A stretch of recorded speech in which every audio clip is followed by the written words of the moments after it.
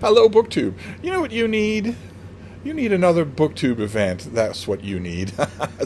And there's one right around the corner. We have lots of events all summer long in BookTube. But there's a new BookTube event called Private Eye in July. It's the brainchild of Jim at Mystery and Mayhem, in which we read Private Eye stories in the month of July. Breaking it up roughly into two time periods. So the 1920s to the 1960s, the traditional hard-boiled gumshoes would fall there. And then the 1970s on to the present day. So more innovative, more technology, of course, more women. You can break it up that way, or you can just add one Private Eye story in the month of July, and you'll be fine. And Jim has assembled, on the spur of the moment, I might add, a great roster of co-hosts who will be talking about Private Eye fiction all throughout the month of July.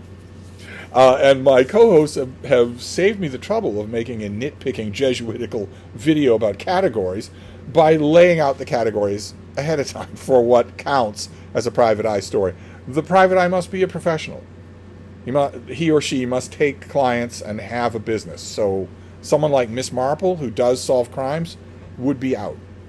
The Private Eye must seek clients, or at least accept them.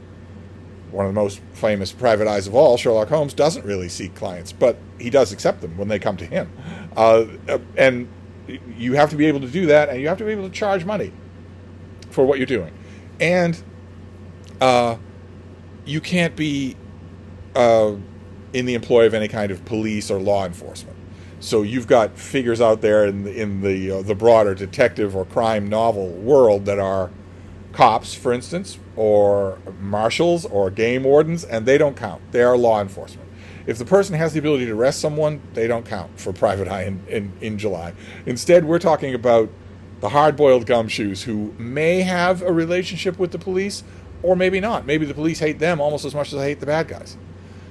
This is a subject that's been close to me for months. I have been reading my way through several long-running bodies of work from authors who write Private Eye stories.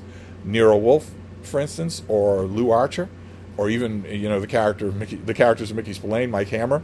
And in some of those cases, the cops hate the detectives.